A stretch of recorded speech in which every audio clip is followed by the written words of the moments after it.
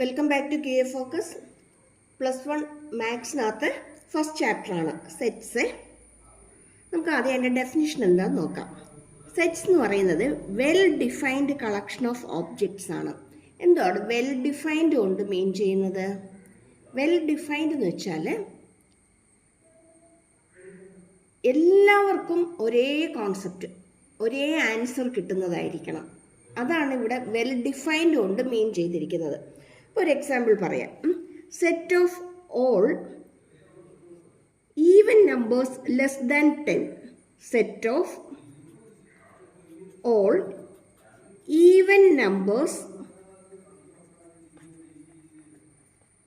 Less than 10. Okay,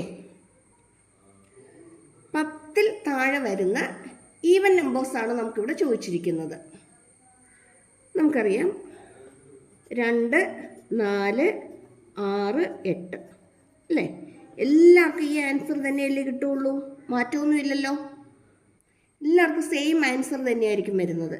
ഇനി അതേസമയം തന്നെ set of 3 students who Singh well. ഒരു ക്ലാസ്സിലെ സ്റ്റുഡൻസിനകത്ത് ഒരു 3 സ്റ്റുഡൻസിൻ്റെ പേര് പറയാൻ പറഞ്ഞു. നന്നായിട്ട് പാടാൻ കഴിവുള്ള ഒരു 3 പേരുടെ പേര് പറയാൻ പറഞ്ഞു. പക്ഷേ ആ 3 പേരുടെ പേരെന്ന് പറയുന്നത് ഓരോരുത്തർക്കും ഡിഫറെൻ്റ് ആയിരിക്കത്തില്ലേ? എല്ലാവർക്കും സെയിം ആകണമെന്നില്ലല്ലോ. ഒരു ക്ലാസ്സിൽ തന്നെ 40 സ്റ്റുഡൻസ് ഉണ്ട്. ഇതിനകത്ത് നന്നായിട്ട് പാടുന്ന 3 പേരുടെ പേര് പറയാൻ പറഞ്ഞു. ഫസ്റ്റ് റോൾ നമ്പർ വരുന്നയാൾ പറഞ്ഞ 3 പേരായിരിക്കണമെന്നില്ല സെക്കൻഡ് റോൾ നമ്പർ വരുന്നയാൾ പറയുന്നത്. അതായിരിക്കത്തില്ല തേർഡ് റോൾ നമ്പർ വരുന്നയാൾ പറയുന്നത്. എന്ന് വെച്ചാൽ ഇത് വെൽ ഡിഫൈൻഡ് അല്ല. അതേസമയം ഇതാണെങ്കിലോ വെൽ ഡിഫൈൻഡ് ആണ്.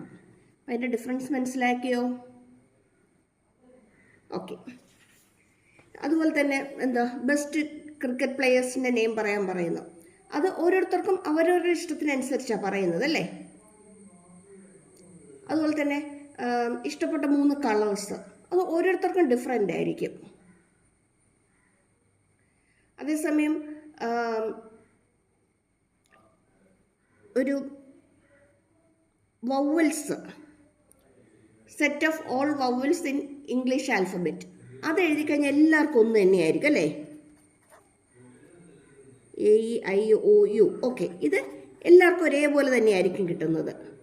അപ്പം ഇങ്ങനെ നമുക്ക് ഡിഫൈൻ ചെയ്യാൻ പറ്റുന്നത് വെച്ചാൽ എല്ലാവർക്കും ഒരേപോലെ ആൻസർ വരുന്നത് ഏതാണോ അതിനെയാണ് നമ്മൾ എന്ത് പറയുന്നത്? വെൽ ഡിഫൈൻഡ് എന്ന് പറയുന്നത്. അപ്പം അങ്ങനെ വെൽ ഡിഫൈൻഡ് ആയിട്ടുള്ള കളക്ഷൻ ഓഫ് ഓബ്ജക്ട്സിനെയാണ് എന്ത് പറയുന്നത്? സെറ്റ്സ് എന്ന് പറയുന്നത്. ഇനി സെറ്റിനെ നമുക്ക് സാധാരണ 2 രീതിയിലാണ് നമ്മൾ റെപ്രസെൻ്റ് ചെയ്യുന്നത്. ഒന്ന് അതിൻ്റെ ടാബുലർ ഫോം അല്ലെങ്കിൽ റോസ്റ്റർ ഫോം അല്ലെങ്കിൽ ടാബുലർ ഫോം. പിന്നെ ഒന്ന് set builder form. Roster form അല്ലെങ്കിൽ ടാബുലർ ഫോം, അതുപോലെ തന്നെ സെറ്റ് ബിൽഡർ ഫോം. ഇതിനകത്ത് റോസ്റ്റർ ഫോം അല്ലെങ്കിൽ ടാബുലർ ഫോം എന്ന് പറയുമ്പോഴത്തേക്കും റോസ്റ്റർ ഫോം എന്ന് പറയുമ്പം എല്ലാ എലമെൻറ്റ്സിനെയും നമ്മൾ എഴുതും. കോമയായിട്ട് സെപ്പറേറ്റ് ചെയ്തിട്ട് അതിൻ്റെ എല്ലാ എലമെൻറ്റ്സിനെയും എഴുതുന്നതിനെയാണ് എന്ത് പറയുന്നത്? കണ്ടോ, ഇങ്ങനെ എല്ലാ എലമെൻറ്റ്സിനെ എഴുതുന്നതിനെയാണ് ടാബുലർ ഫോം അല്ലെങ്കിൽ റോസ്റ്റർ ഫോം എന്ന് പറയുന്നത്. സെറ്റ് ബിൽഡർ ഫോം എന്ന് പറയുമ്പോഴത്തേക്കും നമ്മളിങ്ങനെ എല്ലാ എലമെൻറ്റ്സിനും എഴുതത്തില്ല. അതിന് പകരം എന്ത് ചെയ്യും? ഒരു സ്റ്റേറ്റ്മെൻ്റ് ആയിട്ട്, സെൻറ്റൻസ് ആയിട്ടായിരിക്കും എഴുതുന്നത്. സ്റ്റേറ്റ്മെൻ്റ് ആയിട്ട് അല്ലെങ്കിൽ സെൻറ്റൻസ് ആയിട്ട് എഴുതുന്നതിനെയാണ് എന്ത് പറയുന്നത്? സെറ്റ് ബിൽഡർ ഫോം എന്ന് പറയുന്നത്. ഓർത്തിരിക്കാൻ എളുപ്പമാണ്. Set, sentence. Tabular, writing table, എല്ലാത്തിനെയും അങ്ങ് നേരത്തെ പിടിച്ച് നമ്മളങ്ങ് എഴുതി പോവുക. ക്ലിയർ ആയോ?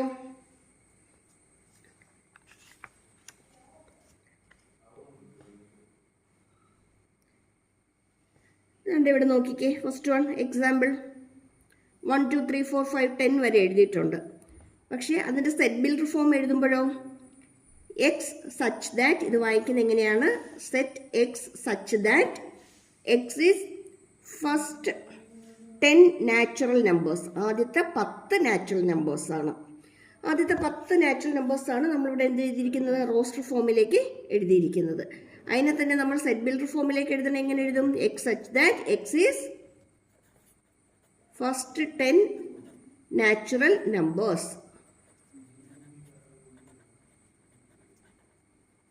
ക്ലിയർ ആയോ? ക്ലിയർ?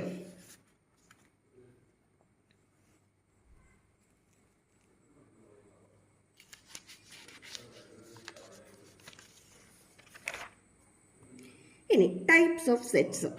ടൈപ്സ് ഓഫ് സെറ്റ്സിനകത്ത് നമ്മൾ ആദ്യം നോക്കുന്നത് എം ടി സെറ്റ് എന്നാണ്. എം ടി എന്ന് വെച്ചാൽ എന്താ? ഒന്നുമില്ല അല്ലേ? എലമെന്റ്സ് ഒന്നും ഇല്ലാത്ത സെറ്റിനെയാണ് എന്തെന്ന് പറയുന്നത്? എം ടി സെറ്റ് എന്ന് പറയുന്നത്. എം ടി സെറ്റിനെ നമ്മൾ ഡിനോട്ട് ചെയ്യുന്നത് 5 അല്ലെങ്കിൽ സെറ്റ് ബ്രാക്കറ്റ് ഇട്ടിട്ട് അതിൻ്റെ ഇടയ്ക്ക് എലമെന്റ്സ് ഒന്നും എഴുതാതിരുന്നാലും എന്താണ്? എം ടി സെറ്റാണ്. എം ടി സെറ്റാണ്.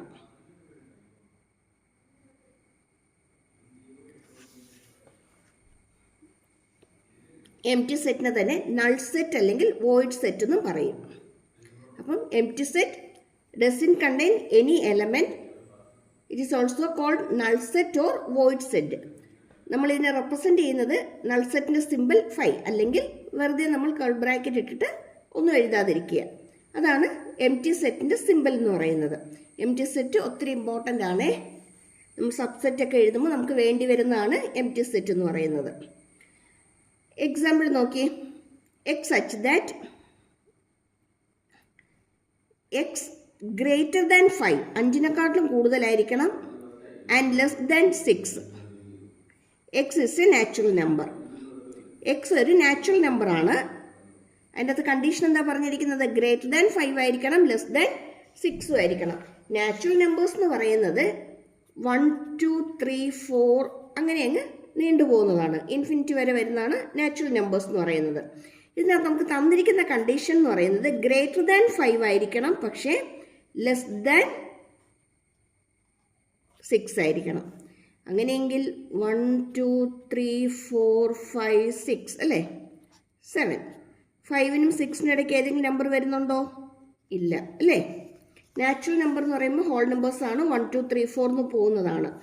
നമ്മളൊരു വെറുതെ നമ്പർ ലൈൻ വരച്ച് നോക്കിയാൽ നമുക്ക് എന്ത് കിട്ടും? 1, 2, 3, 4, 5, 6 അല്ലേ? ഇതിൻ്റെ ഇടയ്ക്ക് ആരില്ല? വേറെ നമ്പേഴ്സ് ഒന്നും ഇല്ല. എന്ന് വെച്ചാൽ അത് എന്ത് സെറ്റാണ്? എം ടി സെറ്റാണ് അല്ലെങ്കിൽ നൾ സെറ്റാണ്. Empty set or null set. Clear ആയോ?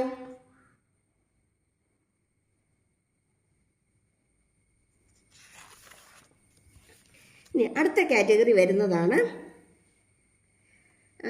M T set. ഈ എം ടി സെറ്റ് പറഞ്ഞതിൻ്റെ കൂടെ തന്നെ ഒരു കാര്യം കൂടി പറഞ്ഞോട്ടെ. ഒരു എലമെന്റ് മാത്രം വരുന്ന സെറ്റാണെങ്കിൽ, സിംഗിൾ എലമെന്റ് മാത്രം വരുന്ന സെറ്റാണെങ്കിൽ നമ്മൾ അതിനെ സിംഗിൾട്ടൺ സെറ്റ് എന്നാണ് പറയുന്നത്. സിംഗിൾട്ടൺ സെറ്റ്, ഒറ്റ എലമെന്റ് മാത്രം വരുന്ന സെറ്റിനെ സിംഗിൾട്ടൺ സെറ്റ് എന്നാണ് പറയുന്നത്. Set of even prime number, set of even prime number, ഒറ്റ ഒരാളെ ഉള്ളു അല്ലേ? ഈവൻ പ്രൈം നമ്പർ ആരാ? 2 മാത്രമേ ഉള്ളൂ അല്ലേ? ഈവൻ പ്രൈം നമ്പർ എന്ന് പറയുന്നത് 2 മാത്രമേ ഉള്ളൂ. ഇതെന്ത് സെറ്റിന് എക്സാമ്പിളാണ്?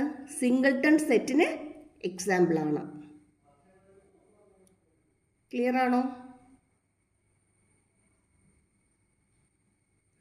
ഇതാ പ്രൈം നമ്പർ എന്ന് പറയുന്നത് 1 കൊണ്ടും ആ നമ്പർ കൊണ്ടും മാത്രം ഡിവൈഡ് ചെയ്യാൻ പറ്റുന്ന നമ്പറിനെയാണ് എന്ത് പറയുന്നത്? പ്രൈം നമ്പർ എന്ന് പറയുന്നത്. അപ്പോൾ ഈവനായിട്ട് വരുന്ന പ്രൈം നമ്പർ 2 മാത്രമേ ഉള്ളൂ. പിന്നെ വരുന്നത് ആരൊക്കെയാ? 3 വരും, 5 വരും, 7 വരും, 11 വരും, അങ്ങനെ അങ്ങ് പോകും. അപ്പം എം ടി സെറ്റ് പറഞ്ഞു, ദെൻ സിംഗിൾട്ടൺ സെറ്റ് എന്താണെന്നുള്ളത് പറഞ്ഞു. ഇനി അടുത്ത് നമ്മൾ പറയുന്നത് ഫൈനൈറ്റ് സെറ്റും ഇൻഫൈനൈറ്റ് സെറ്റുമാണ്. ആ ടേമിൽ തന്നെ ഉണ്ടല്ലേ ഫൈനൈറ്റ് സെറ്റ്. എന്താ ഫൈനൈറ്റ് സെറ്റ് എന്ന് പറയുന്നത്? Finite set consist of definite number of elements. ഒരു ഫിക്സഡ് നമ്പർ ഓഫ് എലമെന്റ്സ് ആണ് അതിനകത്തുള്ളതെങ്കിൽ നമ്മൾ അതിന് എന്ത് പറയും? ഫൈനൈറ്റ് സെറ്റ് എന്ന് പറയും. ഫിക്സഡ് നമ്പർ ഓഫ് എലമെന്റ്സ് ഉള്ള സെറ്റിനെയാണ് ഫൈനൈറ്റ് സെറ്റ് എന്ന് പറയുന്നത്. For example A equal to x such that X is odd number less than 10. 10ന് താഴെ വരുന്ന ഓഡ് നമ്പേഴ്സ് ഏതൊക്കെയാണെന്നാണ് ചോദിച്ചിരിക്കുന്നത്. അപ്പോൾ 10ന് താഴെ വരുന്ന ഓഡ് നമ്പർ എന്ന് പറയുമ്പോൾ നമുക്ക് ക്ലിയർ ആയിട്ട് അറിയാം 1, 3, 5, 7, 9 ആണ് അല്ലേ? അതുപോലെ ഇതിനെ നമുക്ക് കൗണ്ട് ചെയ്യാൻ പറ്റുമല്ലോ, എത്ര എണ്ണം ഉണ്ടെന്ന് കൗണ്ട് ചെയ്യാൻ പറ്റുമല്ലോ. അപ്പോൾ ഫൈനൈറ്റ് സെറ്റ്സ് എന്ന് പറയുന്നത് കൗണ്ടബിൾ ആയിരിക്കും, നമുക്ക് എണ്ണാൻ പറ്റുന്നതായിരിക്കും ഫൈനൈറ്റ് സെറ്റ് എന്ന് പറയുന്നത്.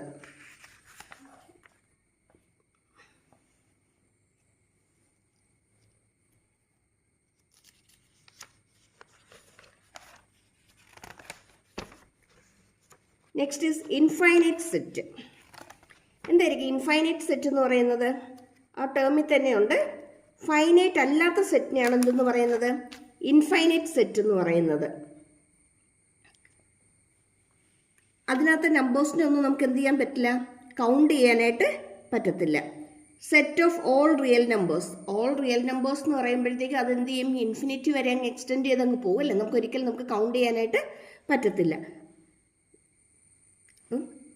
എംപ്റ്റി സെറ്റ് പറഞ്ഞു, സിംഗിൾട്ടൺ സെറ്റ് പറഞ്ഞു, ഫൈനൈറ്റ് സെറ്റ് പറഞ്ഞു, ഇൻഫൈനൈറ്റ് സെറ്റ് പറഞ്ഞു. ക്ലിയർ ആണോ? Then equal sets. രണ്ട് സെറ്റ്സ് ഈക്വലായിട്ട് വരണമെന്നുണ്ടെങ്കിൽ അതിൻ്റെ അകത്തെ എലമെൻറ്റ്സ് എല്ലാം സെയിം ആയിരിക്കണം. സെറ്റ്സ് വിത്ത് സെയിം എലമെൻറ്റ്സിനെയാണ് എന്തെന്ന് പറയുന്നത്? ഈക്വൽ സെറ്റ് എന്ന് പറയുന്നത്. For example set A B C, വേറൊരു സെറ്റ് എഴുതി ബി സി എ. ഇത് രണ്ടും ഈക്വൽ ആണോ? ഈക്വൽ ആണ്. കാര്യം എന്താ? ഇതിനകത്തുള്ള എലമെൻറ്റ് തന്നെ ഇതിനകത്തും ഉണ്ട്. എ ഉണ്ട്, ഇതിനകത്ത് എ ഉണ്ട്, ഇവിടെ ബി ഉണ്ട്, ഇവിടെ ബി ഉണ്ട്, ഇവിടെ സി ഉണ്ട്, ഇവിടെ സി ഉണ്ട്. എന്ന് വെച്ചാൽ ഇത് രണ്ടും എങ്ങനെയാണ്? ഈക്വൽ സെറ്റ്സ് ആണ്. ഒരേപോലെ തന്നെ എഴുതണമെന്ന് നിർബന്ധമില്ല. അപ്പം എ ബി സി എന്ന് എഴുതിയാൽ അത് എ ബി സി തന്നെ വരണമെന്ന് നിർബന്ധമില്ല. എല്ലാ എലമെൻറ്റ്സും ഇതിനകത്ത് ഉണ്ടായിരുന്നാൽ മാത്രം മതി. ഇവിടെ എന്തെഴുതാം? എ ഈക്വൽ ടു ബി അല്ലേ? എയും ബിയും ഈക്വൽ സെറ്റ്സ് ആണെന്ന് എഴുതാം. ഇനി വേറൊരു എക്സാമ്പിൾ നോക്കിക്കേ. 1 2 3, ഇവിടെ 2 3 4. ഇതിനകത്ത് എല്ലാ എലമെൻറ്റ്സും ഇതിനകത്തുണ്ടോ? ഇല്ല. 1 ഇല്ല അല്ലേ? അതുപോലെ ഇവിടെ 4 ഉണ്ട്, ഇതിനകത്ത് 4 ഇല്ല. എന്ന് വെച്ചാൽ എയും ബിയും അൺഈക്വൽ സെറ്റ്സ് ആണ്. രണ്ടും ഒരേപോലത്തെ സെറ്റ്സ് അല്ല, രണ്ടും ഡിഫറെൻ്റ് ആയിട്ട് വരുന്ന സെറ്റ്സ് ആണ്. ക്ലിയർ ആയോ?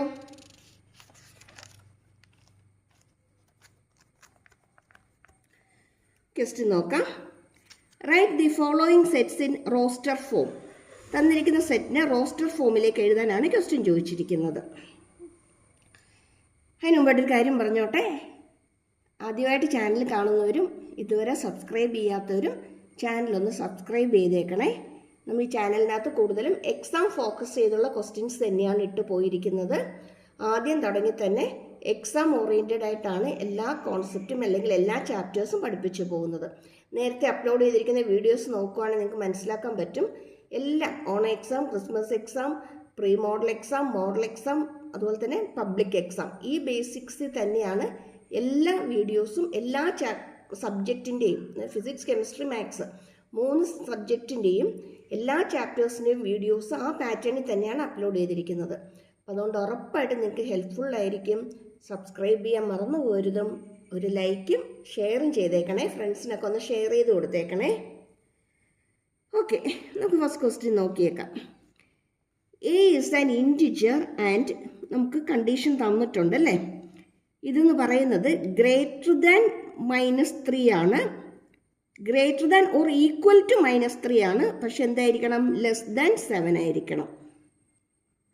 -3യെക്കാട്ടിലും കൂടുതലായിരിക്കണം. പക്ഷേ ആരെക്കാട്ടിലും കുറവാണ്? 7നെക്കാട്ടിലും കുറവാണ്. ഈക്വൽ പറഞ്ഞിട്ടുണ്ട്. ഈക്വൽ വരണമെങ്കിൽ അവിടെ ആരും വരും? -3യും അതിനകത്ത് ഇൻക്ലൂഡഡ് ആണ്. ഓക്കെ ആണോ? -3യും അതിനകത്ത് ഇൻക്ലൂഡഡ് ആണ്. വെറുതെ ഒന്ന് നോക്കിയേ. 0, -1, -2, -3, 1, അങ്ങനെ എവിടം വരെ വരും? 7 വരെ വരും അല്ലേ? അങ്ങനെയാണെങ്കിൽ ഇതിനകത്ത് എലമെൻറ്റ്സ് ഏതൊക്കെയായിരിക്കും? ഈക്വൽ പറഞ്ഞിട്ടുള്ളത് കൊണ്ട് നമുക്ക് ആരെ എഴുതാം? -3യെ എഴുതാം. 0, 1, 2, 3, 4, 5, 6, 7 വരുമോ? ഇല്ല. കാര്യം എന്താ? ഈക്വൽ ടു 7 പറഞ്ഞിട്ടില്ല. അതുകൊണ്ട് നമുക്ക് 7നെ എക്സ്ക്ലൂഡ് ചെയ്യാം. ബാക്കിയുള്ളതിനെല്ലാത്തിനെയും കൂടി എഴുതാം. ക്ലിയർ? മനസ്സിലായോ? എക്സാമിന് എങ്ങനെയായിരിക്കും ചോദിക്കുന്നത്? ഒന്നുകിൽ നിങ്ങൾക്ക് റോസ്റ്റർ ഫോമിൽ തന്നിട്ടുണ്ടാവും, എന്നിട്ട് അതിനെ സെറ്റ് ബിൽഡർ ഫോമിലേക്ക് മാറ്റി എഴുതാൻ ചോദിക്കും. അല്ലെങ്കിൽ സെറ്റ് ബിൽഡർ ഫോമിൽ തന്നിട്ടുണ്ടാവും, അതിനെ റോസ്റ്റർ ഫോമിലേക്ക് മാറ്റി എഴുതാനായിട്ട് ചോദിക്കും. ചിലപ്പോൾ ഒന്നുമല്ലാതെ ഒരു സ്റ്റേറ്റ്മെൻ്റ് ആയിട്ട് തന്നിട്ട് 2 ഫോമിലേക്ക് എഴുതാനും ചോദിക്കാം.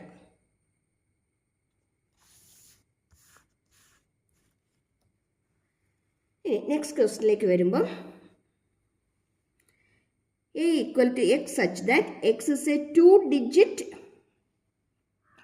Natural number such that the sum of the digit is 8. 2 digit വരുന്ന നാച്ചുറൽ നമ്പറാണ്. പക്ഷെ ആ 2 ഡിജിറ്റ്സും കൂടി ആഡ് ചെയ്താൽ നമുക്ക് എന്ത് കിട്ടണം? 8 കിട്ടണം. 2 ഡിജിറ്റും കൂടി ആഡ് ചെയ്താൽ നമുക്ക് 8 കിട്ടണം. അങ്ങനെ വരുന്ന 2 ഡിജിറ്റ് നാച്ചുറൽ നമ്പേഴ്സ് ഏതൊക്കെയാണെന്നാണ് ചോദിച്ചിരിക്കുന്നത് അല്ലേ. നാച്ചുറൽ നമ്പേഴ്സ് എന്ന് പറയുമ്പോഴത്തേക്കും 1 2 3 4 അങ്ങനെ അങ്ങ് ഇൻഫിനിറ്റി വരെ പോകുന്നതാണ്.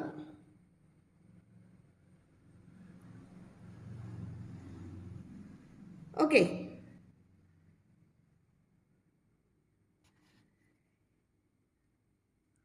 1ഉം 7ഉം 8 വരും അല്ലേ. എന്ന് വെച്ചാൽ 17 ഈ സെറ്റിനകത്ത് വരുന്നതാണ്. 2 ഡിജിറ്റ് നാച്ചുറൽ നമ്പറാണ്. പക്ഷേ ആഡ് ചെയ്താൽ എന്ത് കിട്ടും? 8 കിട്ടും. അതുപോലെ 2ഉം ആരും വരും? 6 അല്ലേ. മീൻസ് 26. 3 + 5 35. Then 4 + 4 that means 44 അല്ലേ. 44നകത്ത് 4ഉം 4ഉം കൂടി ആഡ് ചെയ്താൽ 8 വരും. Then 5 + 3 53. Then 6 + 2 62. 7 + 1 71. 8 + 0 80. 80 ഒരു നാച്ചുറൽ നമ്പറാണ് അല്ലേ. 80 എന്ന് പറയുന്നത് ഒരു നാച്ചുറൽ നമ്പറാണ്. അങ്ങനെയെങ്കിൽ ഇതിൻ്റെ സെറ്റ്സ് നമുക്ക് എന്തൊക്കെ എഴുതാൻ പറ്റും? സെറ്റ് 17 26 35 44 53 62 71 80.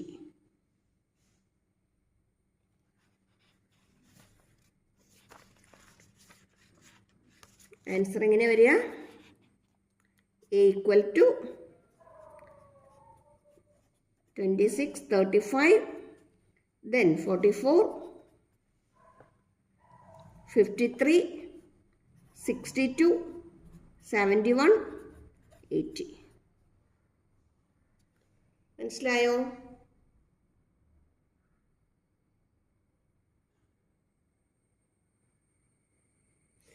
ഇത് തന്നെ ഇപ്പം sum of the digit equal to 8 എന്ന് ചോദിച്ചു. അതുപോലെ തന്നെ നമുക്ക് എന്ത് ചോദിക്കാം? 2 ഡിജിറ്റ് നമ്പർ ഡിവിസിബിൾ ബൈ 4 5 6 അങ്ങനെ ഏതെങ്കിലും നമ്പർ വെച്ച് നമുക്ക് ചോദിക്കാം. ഇപ്പം ഡിവിസിബിൾ ബൈ 5 ആണ് വന്നിരിക്കുന്നതെങ്കിൽ ഇവിടെ നമുക്ക് എന്ത് വരും? 35 ഡിവിസിബിൾ ബൈ 5 ആണ്. അതുപോലെ പിന്നെ ഏതാ ഇതിനകത്ത് വരുന്നത്? 8 ഡിവിസിബിൾ ബൈ 5 ആണ്. അപ്പം അങ്ങനെ നമുക്ക് ഇതിനകത്ത് നിന്ന് ക്വസ്റ്റ്യൻ വരാം.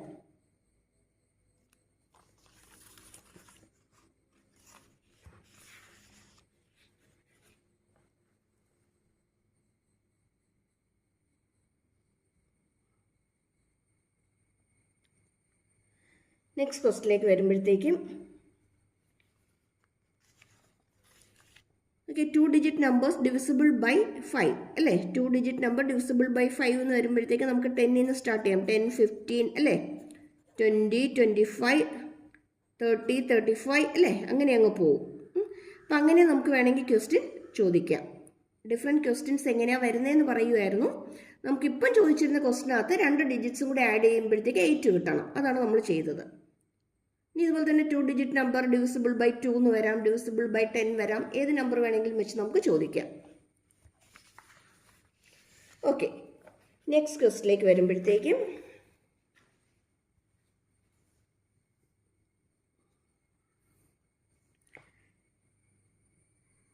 A equal to set x such that x is a prime number which is divisor of 60. Prime number ആയിരിക്കണം, പക്ഷേ 60യെ ഡിവൈഡ് ചെയ്യാൻ പറ്റുന്നതായിരിക്കണം. പ്രൈം നമ്പർ ആയിരിക്കണം, പക്ഷേ 60യെ ഡിവൈഡ് ചെയ്യാൻ പറ്റുന്നതായിരിക്കണം. അപ്പോൾ അങ്ങനെയൊക്കെ വരുന്ന നമ്പേഴ്സ് ഏതൊക്കെയാണെന്ന് നമുക്ക് നോക്കാം. 60യെ ഡിവൈഡ് ചെയ്യാൻ പറ്റുന്ന പ്രൈം നമ്പേഴ്സ് ഏതൊക്കെ ഇതിനകത്ത് വരും നമുക്ക് നോക്കാം. 2 ഒരു പ്രൈം നമ്പറാണ്, അതിനെ നമുക്ക് 60യെ നമുക്ക് ഡിവൈഡ് ചെയ്യാൻ പറ്റും അല്ലേ. അതുപോലെ 3 പ്രൈം നമ്പറാണ്, 3യും ബൈ 3 60 ബൈ 3 നമുക്ക് ചെയ്യാൻ പറ്റും, 20 കിട്ടും. പിന്നെ വരുന്ന പ്രൈം നമ്പർ 5 ആണ്. 5ഉം നമുക്ക് ബൈ 5 ചെയ്ത് കഴിഞ്ഞാൽ 60 നമുക്ക് ഡിവൈഡ് ചെയ്യാൻ പറ്റും. പിന്നെ വരുന്ന പ്രൈം നമ്പർ 7 ആണ്. 7നെ നമുക്ക് 60യെ നമുക്ക് 7 കൊണ്ട് നമുക്ക് ഡിവൈഡ് ചെയ്യാനായിട്ട് പറ്റത്തില്ല.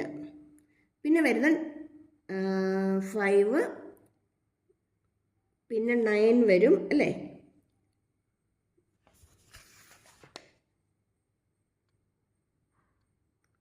which is the divisor of 60. Okay,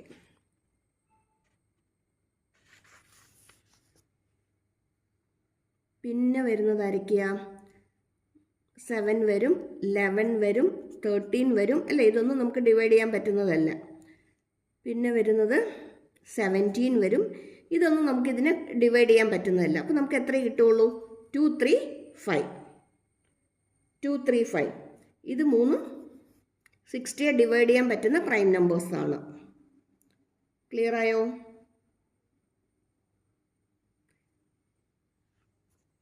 the prime numbers എന്ന് പറയുന്നത് 1 കൊണ്ടും ആ നമ്പർ കൊണ്ട് മാത്രം ഡിവൈഡ് ചെയ്യാൻ പറ്റുന്നതിനെയാണ് പ്രൈം നമ്പർ എന്ന് പറയുന്നത്. 5 പ്രൈം നമ്പറാണ്. കാര്യം എന്താ? 5/1 പോസിബിളാണ്, 5/5 പോസിബിളാണ്. 3 പ്രൈം നമ്പറാണ്, 3/1, 3/3. 6 പ്രൈം നമ്പർ അല്ല. കാര്യം എന്താ? 6/1, 6/6 കൂടാതെ എന്തൊക്കെ ചെയ്യാം? 6/2 ചെയ്യാം, 6/3 ചെയ്യാം. അതുകൊണ്ട് ഇതെന്തല്ല? പ്രൈം നമ്പർ അല്ല. 1ഉം ആ നമ്പർ കൊണ്ട് മാത്രം ഡിവൈഡ് ചെയ്യാൻ പറ്റുന്നതിനെയാണ് പ്രൈം നമ്പർ എന്ന് പറയുന്നത്. എല്ലാവർക്കും അറിയായിരിക്കും, എന്നാലും ഡൗട്ടുള്ളവർക്ക് വേണ്ടി ഒന്ന് എക്സ്പ്ലെയിൻ ചെയ്തതേ ഉള്ളൂ കേട്ടോ. അടുത്തത് ഒരു ഇമ്പോർട്ടൻറ്റ് ക്വസ്റ്റ്യൻ ആണ്, എക്സാമിന് ചോദിച്ചിട്ടുള്ള ടൈപ്പ് ഓഫ് ക്വസ്റ്റ്യൻ ആണ്. The set of all letters in the word trigonometry. Trigonometric എന്ന് പറയുന്ന ആ വേർഡിനകത്തെ ലെറ്റേഴ്സിൻ്റെ സെറ്റ് എഴുതാനാണ് പറഞ്ഞിരിക്കുന്നത്. സെറ്റ് എഴുതുമ്പോൾ എപ്പോഴും ശ്രദ്ധിച്ചോണം, ഒരിക്കലും ഒരു എലമെൻറ്റും റിപ്പീറ്റ് ചെയ്ത് എഴുതരുത്, പിന്നെയും പിന്നെയും എഴുതരുത്. 1-2 പ്രാവശ്യം ഉണ്ടെങ്കിൽ അത് ഒറ്റ പ്രാവശ്യം എഴുതിയാൽ മതി. ആൽഫബറ്റ് എഴുതുമ്പോഴത്തേക്കും ഏതെങ്കിലും ഒരു ആൽഫബറ്റ് 2-3 പ്രാവശ്യം റിപ്പീറ്റ് ചെയ്ത് വരുന്നുണ്ടെങ്കിൽ അത് ഒറ്റ പ്രാവശ്യം എഴുതാവുള്ളൂ, പിന്നെയും പിന്നെയും എഴുതരുതും. അപ്പം അങ്ങനെയാണെങ്കിൽ ഇവിടെ എങ്ങനെ വരും? ട്രിഗ്നോമെട്രി അല്ലേ.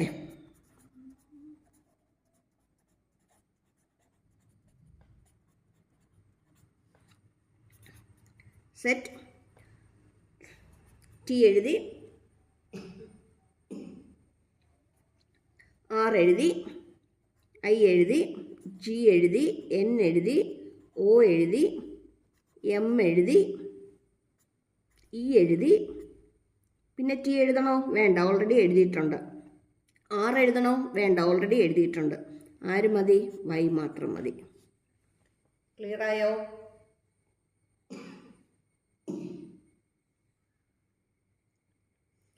ഇതേപോലെ തന്നെ നമുക്ക് എഴുതാൻ പറ്റുന്നതാണ് മലയാളം. ഓക്കെ, എം എഴുതി, എ എഴുതി, എൽ എഴുതി. ഇനി എ വേണോ? വേണ്ട, വൈ എഴുതാം. ഇനി എ വേണോ? വേണ്ട. എൽ വേണോ? വേണ്ട, ഇവിടെ ഓൾറെഡി എഴുതിയിട്ടുണ്ട്. ഇനി ഒരു എ വേണോ? വേണ്ട. ഇനി എം വേണോ? വേണ്ട. കണ്ടോ?